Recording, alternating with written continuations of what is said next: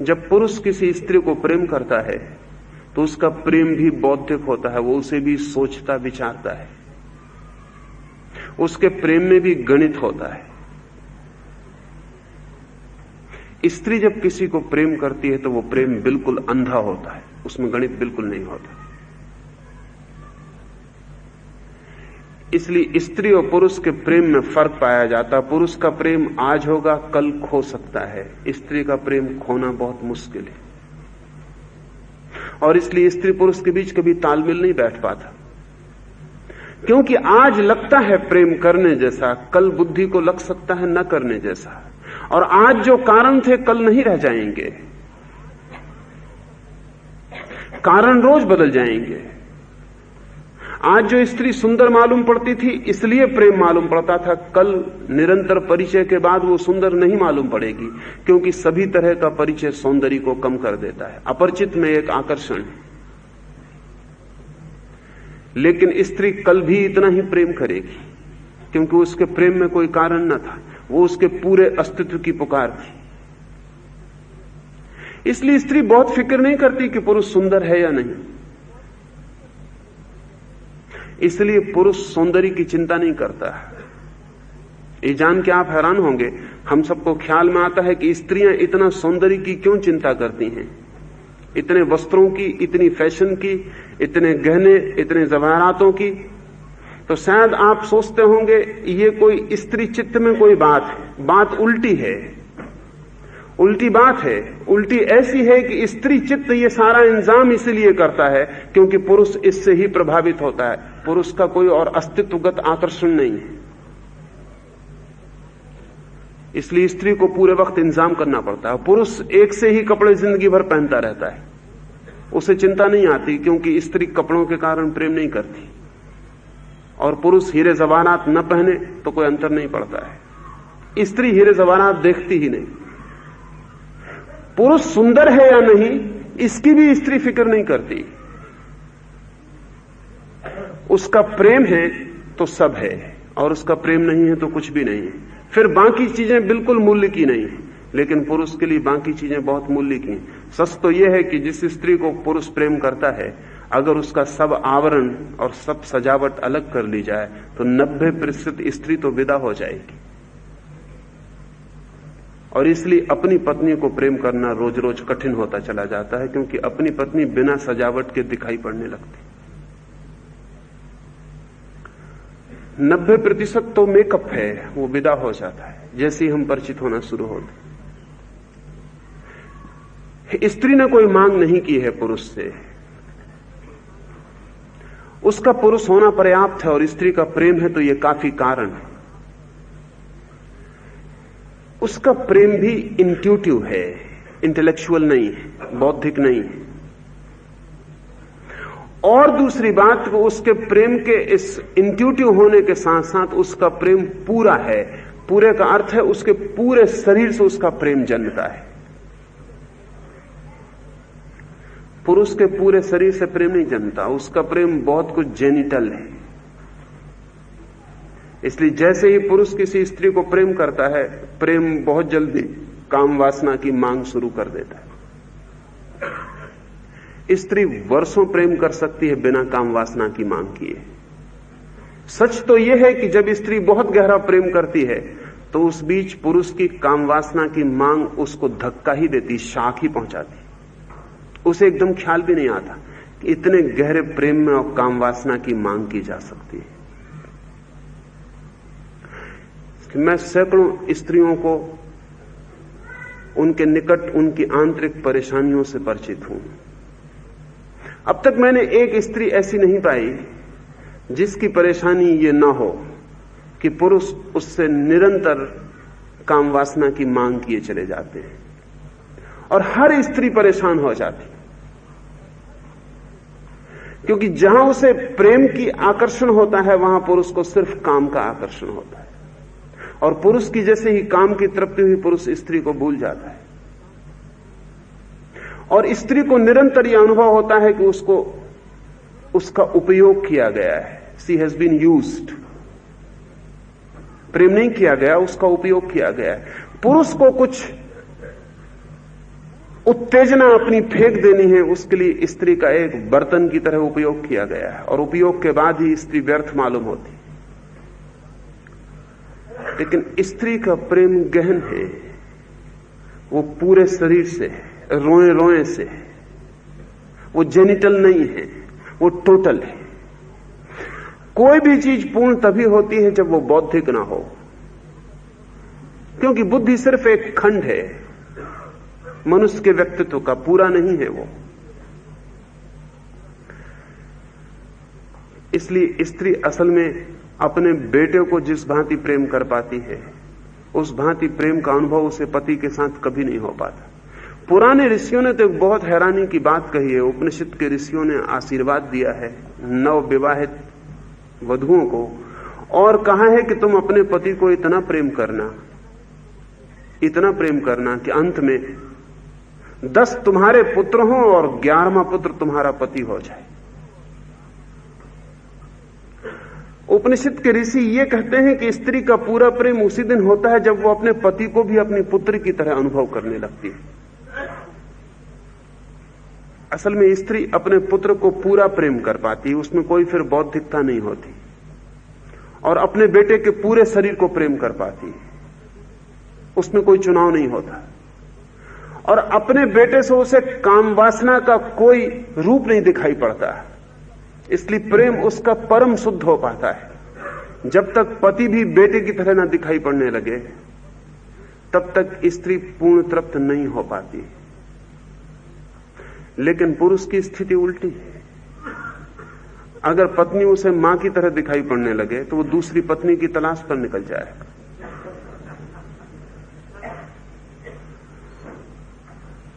पुरुष मां नहीं चाहता, पत्नी चाहता है, और भी ठीक से समझें तो पत्नी भी नहीं चाहता, प्रेयसी चाहता है, क्योंकि पत्नी भी स्थायी हो जाती है, प्रेयसी में एक अस्थायित्व है और बदलने की सुविधा है।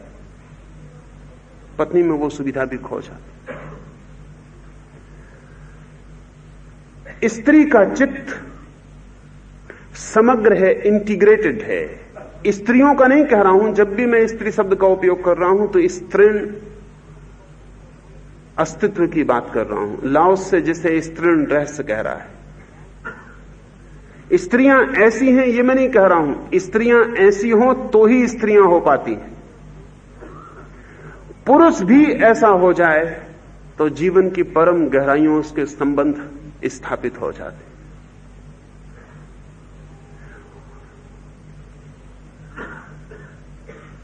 अब तक इस जगत में जितने परम ज्ञान की बातों का जन्म हुआ है, वो कोई भी बातें तर्क से पैदा नहीं हुई।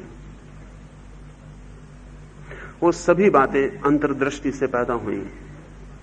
चाहे आर्किमिडीज अपने टब में बैठ के स्नान कर रहा हो और अचानक बिना किसी कारण के उसको ख्याल आ गया उस बात का जो वो खोज रहा था, वो इतना आंदोलित हो उठा खुशी से कि अपने टब से नग्न ही दौड़ता हुआ सड़क पर आ गया और चिल्लाने लगा, एरेका एरेका, मिल गया।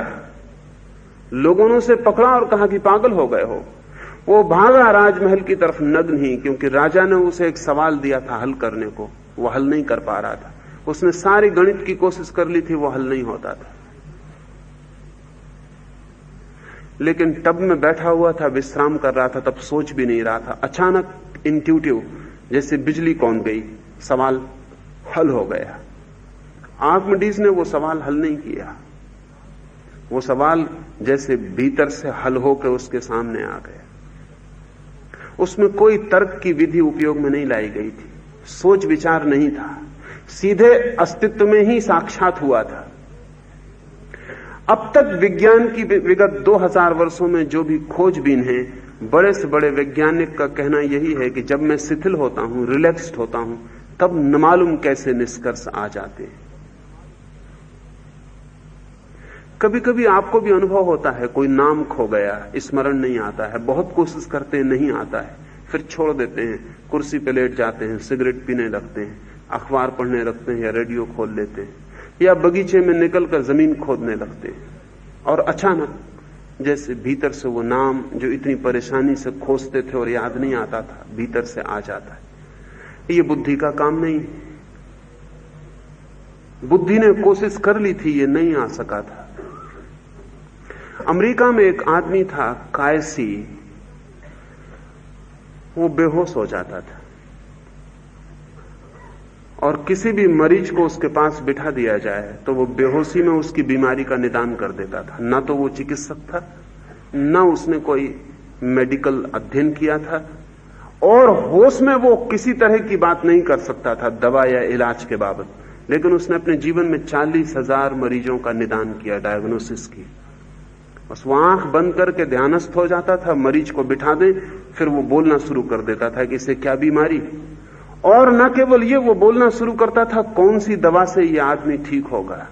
उन दवाओं का उसे होश में पता भी नहीं था, और उसका निदान सदा ही सही निकला। होश में आने पर वो खुद भी कहता था कि मैं नहीं जानता कि इस दवा से फायदा होगा कि नहीं, मैंने इस दवा का नाम कभी सुना नहीं। कई बार तो ऐसा हुआ कि एक बार तो उसने एक दवा का नाम एक मरीज के लिए कहा, वो पूरे अमेरिका में खोजी गई, वो दवा नहीं मिली। 1 वर्ष बाद वो दवा मिल सकी, क्योंकि तब दवा कारखाने में बनाई जा रही थी, अभी बाजार में आई ही नहीं थी, और उसका नाम भी अभी तक तय नहीं हुआ था। और कायसी ने उसका नाम पहले ले दिया था, साल भर पहले। साल भर बाद वो दवा मिली और तभी वो मरीज ठीक हो सका। एक दवा के लिए सारी दुनिया में खोज की गई, वो कहीं भी नहीं मिल सकी। तब सारे दुनिया के अखबारों में विज्ञापन दिए गए कि इस नाम की दवा दुनिया के किसी भी कोने में उपलब्ध हो तो एक मरीज बिल्कुल मरणासन्न है और कायसी कहता है इसी दवा से ठीक हो सकेगा।